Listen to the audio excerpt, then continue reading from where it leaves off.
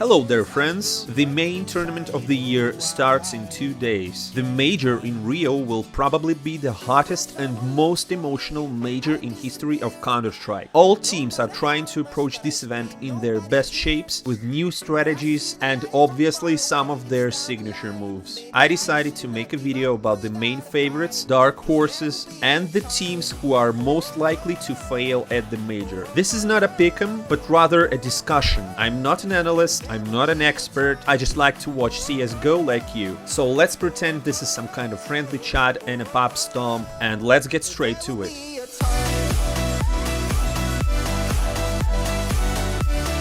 First, the Challenger stage. Here we have a bunch of cool teams, but not all of them will get to the main stage of the major. The clear favorites are Team Vitality, Cloud9, Furia and Virtus.pro. But as for the rest of the teams, I wouldn't be so sure. For example, OG. They started off really good when they just assembled the squad. But now the situation has changed a little. They seem to have adapted to each other, they happen to win tier 2 teams with no problems, but not always. One day they beat Virtus.pro and the other day they lose to Chinese Wings Up, and this has been going on for the last couple of months. They were able to get to the major with the score of 3-1 in the group, very confidently so to say, but it is unclear how they will show themselves at the major itself. Moreover, do not forget about the magic of the Brazilian walls. Local teams will play in an unstoppable beast mode, so things might not go according to the plan. But I think Nexus should take the guys to the main stage. Or, for example, Fnatic, the real dark horse here. They lacked structure during the RMR and the EPL. The guys are great shooters, but they got destroyed in matches with stronger teams. If Messi can train them in this regard, then they must go to the main stage. Speaking of BIG, honestly, I didn't like the way they played at the RMR at all. At one moment, they were able to crash Vitality, and suddenly, at some point, they can lose to ENCE miserably. We are used to the fact that German quality is one of the best in the world, but in terms of this team, everything is definitely extremely unstable. Reaching the main stage is a minimum task for them, but I wouldn't be so sure about that. The next one on the list of clumsy teams is Mouse. They will have to play with Virtus.pro on the first day, so probably that means everything depends on how the tournament starts for them as a mood setter for what comes next. The guys are pumped up, they have already become more experienced, but we have seen more than once that they often get lost in big matches. And Dexter is not yet the kind of captain who would line everyone up and lead them. He's a good caller, but I think he really lacks self-confidence. Often in the endings, you can see how the team loses enthusiasm with each round. So I feel like their future will depend on how their tournament starts, but they have to go through the main stage. That is safe to say. And now let's talk about teams who could surprise us. First things first, it's all Brazilian teams. You understand how dependent they are on emotions, and here in Rio, they will be driven to victory by the whole loud and engaged stadium. It just takes one moment when coldzera makes a crazy highlight and that's it. Adrenaline pumps up the blood, confidence level is flying up, and it's done. No one will be able to stop them, especially if they get not the most experienced team, for example Mouse. It can be basically a trap for anyone. So Imperial, 00 Nation, especially Furia and even 9Z can cause problems to absolutely any team. And remember that Fallen, listening to how the crowd is cheering for him, will obviously try to reach the playoffs at least. The decision to have even the Challenger stage being played in front of public will have a very strong influence on the whole tournament progress. This has never happened before, and it will definitely change the final result. You'll see it for yourself. Among other teams that may have a chance to surprise us are BNE, Gamer Legion and EG. Bad News Eagles are a strange team in general. They only play at the majors. Has anyone heard about them after the last major? Yeah, me neither. I decided to look them up and here's what I got. They mostly play at tier 2 and tier 3 tournaments and there are like no special achievements at all. But as soon as the major begins, some kind of magic appears. I wouldn't be surprised if they reach the main stage, but once again, the competition is wild. It will be very difficult. In addition, there are such teams as Gamer Legion, and it's absolutely unclear what should you expect from them. At the last major, they failed terribly and dropped off with a score of 0-3, but today they look a little more confident. But still, apart the RMR, they had no positive results. I look at the possible grid, there are a lot of top teams there, and if they have to play 2-4-2, they will most likely play against BIG, and this is a completely passable opponent. So, in theory, Gamer Legion may also be in the main stage, but to make this happen, they have to beat Brazilian teams, which I doubt. And finally, EG. They reached the major with no problems at all, lost only to Liquid in their region, having in mind that they were very close. Neolan has incredibly transformed the team, and now they can really compete on equal terms with European teams. Well, okay, on equal terms sounds a bit strong, but at least the matches have become much closer. The grid is going to be very complicated, so most likely they will have to beat several strong teams along the way, which I'm not sure about, to put it mildly, especially if it comes to 1-4-2 or 2-4-2. However, this is the major, anything could happen. But there's one thing I have no doubts about, and I mean the teams from the Asian region. They have no experience of playing with European teams, and no matter how hard they try, there is practically no chance of passing to the main stage. And what do we have here? It's very simple. Nothing is clear. And although I have guessed correctly all the pickems at the last major and won all the medals, just like the year before by the way, now it is really one of the most competitive tournaments in the recent times. Let's discuss this topic in more detail in my pickem, which I plan to release tomorrow. But it seems to me that the main stage will definitely see a couple of Brazilian teams, favorites like Vitality and Cloud9, and there will also be at least one dark horse like EG or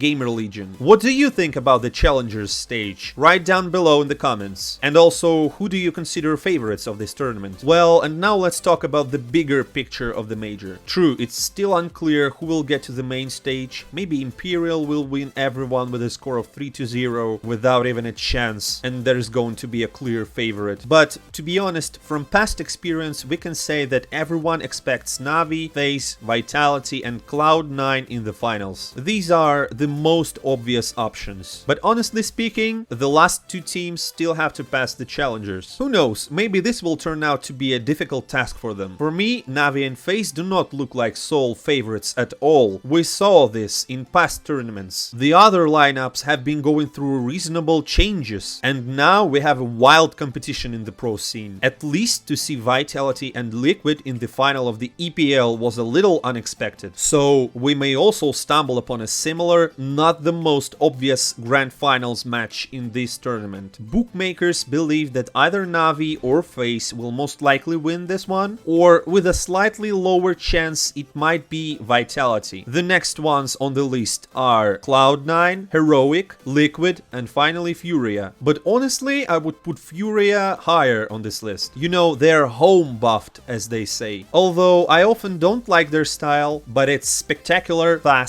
and just what the audience likes. And do you remember how, for example, the same Cloud9 began to lose the drive when the whole stadium started to shout something against them? The same thing happened with inexperienced teams like Mouse, Heroic and ENCE. By the way, Ninjas in Pyjamas can also turn out to be a dark horse here. They somehow passed the RMR too easily, 3-0. Hampus seems to have finally taken a suitable role, and such a better structured, clear Swedish CS seems to be more suitable for Alexi B. It's clear that they are on their honeymoon right now, but who knows, maybe this is the beginning of a new era for NIP. The last team to believe in, for me, is Heroic. To be honest, Jabby seems to be quite good, but somehow the rest of the guys are not really progressing. If earlier they were really a good team and formidable opponent, today somehow the degree has subsided. We can also discuss team spirit. The guys suffered after Dexter's departure, but now they seem to have returned to their previous shape, and honestly I didn't see a serious level up here. Perhaps they will give another fairy tale of the major, but that doesn't seem too realistic to me. ENCE and Sprout are the the teams I definitely believe least in. One of them got a super easy grid to get through. Heat, Falcons and BIG with a replacement, and immediately after a successful RMR they began to show poor game. Sprout managed to play a few more tournaments, and out of 9 matches they got only 3 wins, and their opponents were far from tier 1 level, so these teams are unlikely to withstand full-fledged competition during the main stage, but who knows. Personally, I think that Na'Vi, FaZe, Vitality, Cloud9, Team Liquid, and well, possibly NIP should get to the playoffs. Well, and actually I think that we will see one of them to win the tournament in the next 2 weeks. The coolest thing is that we are welcoming the world of a mind-blowing CSGO, and all the teams appear in great shape. For example, the same Zyvu. Now, as before, he can turn over any match himself. Now, can you imagine Na'Vi versus Vitality in the grand finals? Oh my god, it's gonna be so lit. Maybe even an HLTV top 1 player of the year decider. And besides, both FaZe and Na'Vi are not so unstoppable as they were half a year ago. It's Brazil, baby, and it's just getting started. Friends, don't forget to write your favorites in the comments below. And also, who do you think are the dark horses of the tournament, the underdogs? It will be very interesting to read, and I'm preparing some great content for you in the coming days. See you soon.